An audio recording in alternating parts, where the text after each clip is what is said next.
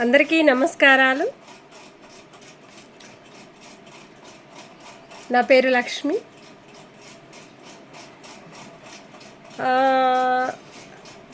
Ration కార్డులు అనేది ఈ ఫస్ట్కి కానీ 1వ తారీఖు 2వ తారీఖు వరకు 3వ తారీఖు వరకు ఓపెన్ అవుతాయి అంటున్నారు. పేదవాళ్ళకి మనకి మ్యాటర్స్ అనేది వస్తున్నాయి కాబట్టి ఎక్కడ ఎంతమంది పేదవాళ్ళు ఉన్నా కూడా వాళ్ళకి కొత్త కార్డులు కూడా పాత కార్డులు కాకుండా దానికి కార్డు కూడా మనకు వస్తుంది. అట్లాగని కొత్త వారికి కూడా వైట్ రేషన్ కార్డు అనేది వస్తుంది. రేషన్ బియ్యం అనేది ఇప్పుడు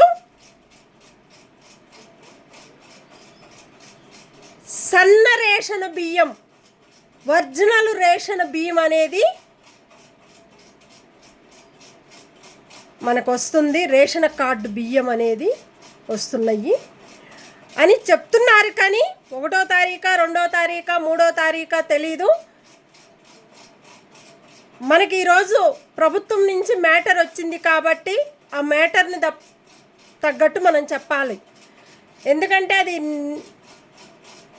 ఈరోజు వస్తుందా, రేపు వస్తుందా, ఎల్లుండి వస్తుందా అనేది మనము చూసుకుంటుండాలి, తెలుసుకుంటుండాలి.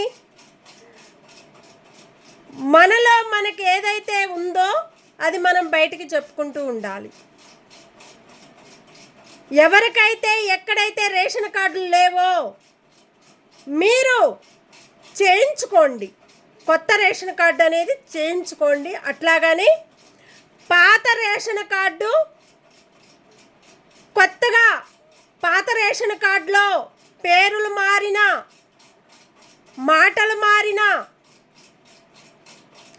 పిల్లలు ఒక ఇంట్లో 3-2 ఉండవారికి, పేదవాళ్ళకి లేని వాళ్ళకి, కొత్తగా పిల్లలు పుట్టిన వాళ్ళకి ఆ పేరుననేది చేర్చుకోవచ్చు. మనం మళ్ళా పాత దాంట్లో మనం చేర్చుకోవచ్చు. ఏజ్ని బట్టి వాళ్ళ టైంను బట్టి దానికి వాళ్ళు మనకి చేసిస్తారు. దాంట్లో ఎలాంటి ప్రాబ్లం ఉండదు. అట్లాగని మనకి మన ప్రభుత్వం ఈ రోజున మనకి చేసే వర్కులు అనేది పర్ఫెక్ట్గా మనల్ని పట్టించుకుంటుందని మన ప్రభుత్వం చెప్తున్నారు. ఆ ప్రభుత్వం చెప్పేటప్పుడు మనం కూడా గమనించండి, చూడండి. ఎవరికైతే రేషన్ కార్డులు లేవో అవన్నీ బయటకు తీసి పెట్టుకోండి. ఆధార్ కార్డుల్లో తప్పుపడిందంటే, రేషన్ కార్డుల్లో తప్పుపడ్డా, బ్యాంకీల్లో తప్పుపడ్డా కూడా చేర్చుకోవచ్చు. ఇప్పుడు మన బ్యాంకీది కూడా చెప్పడం జరిగింది కాబట్టి పెద్దవారు అది కూడా మనము మనకి అకౌంట్లో నుంచి తీసుకునే అమౌంట్ కూడా బ్యాంక్ నుంచి 5 lakhs మనకనేది వాళ్ళు మంచి సపోర్ట్గా ఉంటున్నారు. అది కూడా మనం తీసుకోవచ్చు. అంటే మన దాంట్లో జమ చేసుకున్న అమౌంట్ అనేది మనం తీసుకోవచ్చు. ఇదివరకు 10,000, 15,000, 20,000 తీసినా కూడా రాకపోతుండే. ఇప్పుడు కొంచెం మారింది కాబట్టి ఆ మారిన దాంట్లో ప్రతి ఒక్కరు కూడా చూసుకొని ఏదైతే మీకు రావటం లేదో, మీకు ఏదైతే ఏ ప్రాబ్లం ఉందో దాన్ని చూసుకొని తెలుసుకొని, ఒకవేళ తెలియకపోతే మీరు ఏ బ్యాంకీలో అయితే వెళ్ళి ఆ బ్యాంకుకి చెప్పండి, వాళ్ళు చేసిస్తారు. అట్లాగని రేషన్ కార్డులు కూడా మన రేషన్ కార్డు అనేది ఎక్కడైనా తీసుకోవచ్చు అని చెప్తున్నారు. ఒకేసారి తీసుకోవాల్సిన అవసరం లేదంటున్నారు. అది కూడా చెప్తున్నారు. అది నిజమా అబద్ధమో తెలియదు, కానీ గవర్నమెంట్ డైరెక్ట్ హెడ్ ఆఫీస్ నుంచి మనకు చెప్తున్నారు కాబట్టి ప్రజలకి మంచిగా చూసుకోవాలని ప్రభుత్వం చెప్తుంది. దాన్ని మనం పట్టించుకొని మన రేషన్ కార్డు అనేది వైట్ రేషన్ కార్డు, ఇంతకుముందు బియ్యంలో పురుగులు రాళ్ళు ఎక్కువ ఉంటుండే, ఇప్పుడు మనకి సన్న బియ్యము మంచి బియ్యము ఒక్కరికి 6 కిలోలు ఇస్తున్నారు, ఇద్దరుంటే 12 కిలోలు ఇస్తున్నారు. కొంచెం పెంచితే వాళ్ళకు కూడా కొంచెం బాగుంటుందని ప్రజలు అడుగుతున్నారు. ఒక్కొక్కళ్ళకి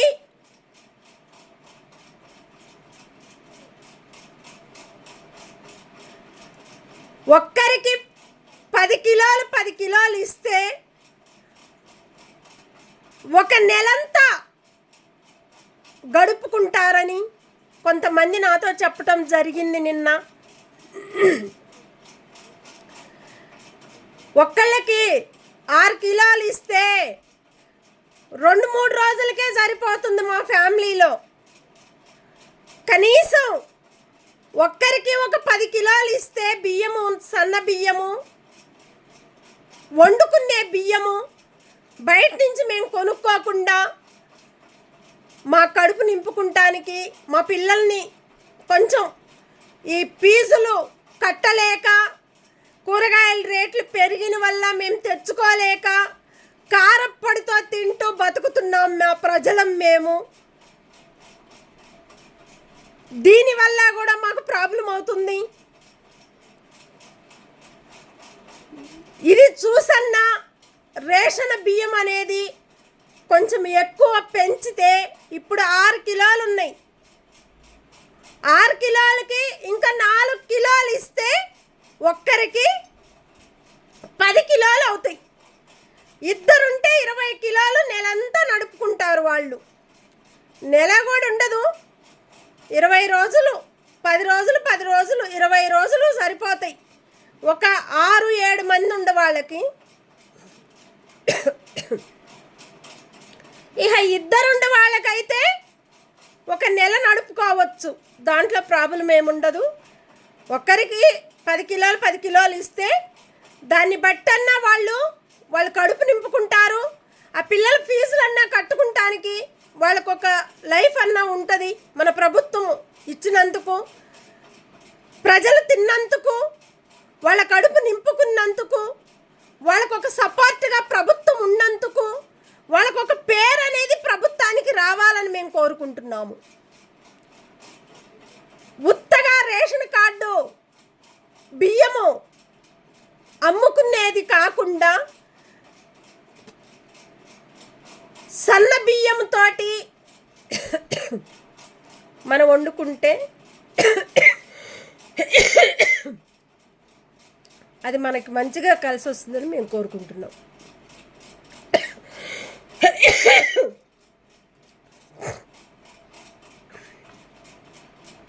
దానివల్ల కూడా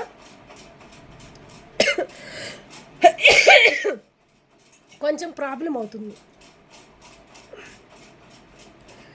ఇప్పుడు ఎవరికి ఏ ప్రాబ్లం రాకుండా ప్రజల్ని మనము బతికించుకుంటే, ఆ ప్రజలతో మనం ఓటేపించుకుంటే, ఇవాళ మనం గెలిస్తే ఆ గెలిసే మాటకి మర్యాద అనేది మన ప్రజలు మన ప్రభుత్వానికి తీసుకొచ్చుకుంటారు. అట్లాగని ఎక్కడైతే ఏదైతే ప్రాబ్లం ఉందో దానిని కూడా మనం చూసుకొని ప్రతి ఒక్క ఏరియాలో వాటర్ అనేది ఫుల్ వస్తున్నాయి, నల్ల వాటరు. కొన్ని ఏరియాలో వాటర్ రాక నల్ల వాటర్ అనేది చాలామంది తాగలేక బయట నుంచి ఒక డబ్బా 40 రూపాయలు 50 రూపాయలు అమ్ముతున్నారు. అవి ఒక్కరోజుకే అయిపోతాయి 10 మంది ఉండోళ్ళకి. మరి దాన్ని కొనుక్కున్నా కూడా కష్టమే అవుతుంది. ఆ డబ్బాలు కూడా కరెక్ట్ లేవు.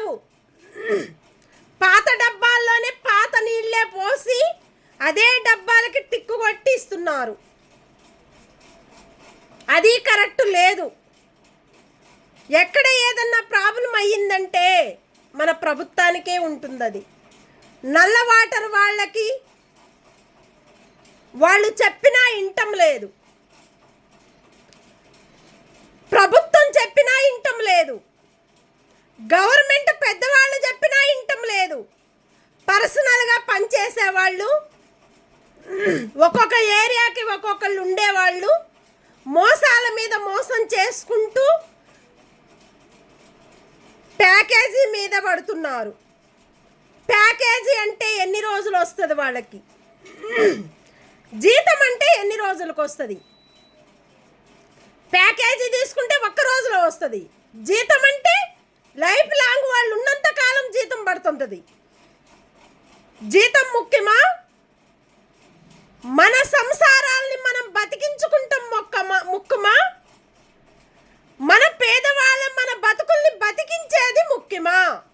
లంచాల మీద ప్యాకేజీల మీద ప్యాకేజీ ఎగబడుకుంటా పోతుంటే అక్కడ వాళ్ళకి పిల్లలుంటారు, పేదవాళ్ళకి కూడా పిల్లలుంటారు. ఆ పిల్లల్ని చూసన్నా పేదవాళ్ళని మనము పట్టించుకోవాలి. నిజానికి నిజంగా, ఒక నీతికి నిజంగా ఉండాలి. మన నోటి మాట మంచి మాట రావాలి. ఆ మంచి మాట చెడ్డ మాట అవుతుంది, చెడ్డ మాట మంచి మాట అవుతుంది. దీనికి ఎలాంటి తేడాలు ఎక్కడా కూడా లేవు. మన ప్రభుత్వము కూడా ముందుకొచ్చి ఒక్కొక్క ఏరియాను వచ్చి ఎంక్వైరీ చేయమనండి ప్రభుత్వానికి. ఏ ఏరియాకైతే ఏ వర్క్ అయితే ఒప్పజెప్పారో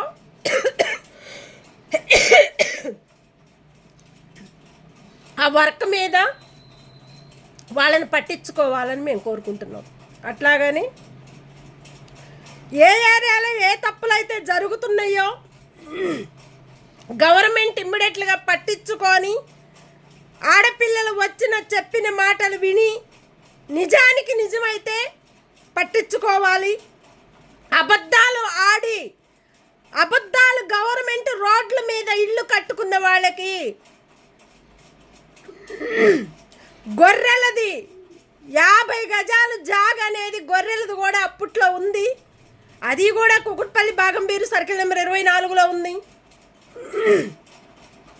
గవర్నమెంట్ జాగ 2 ఫీట్లు జరిపి మోరీ పైన ఇల్లు కట్టుకొని గోడకి గోడ ఆనిచ్చి కట్టుకొని వాటర్ పైపులు వేసి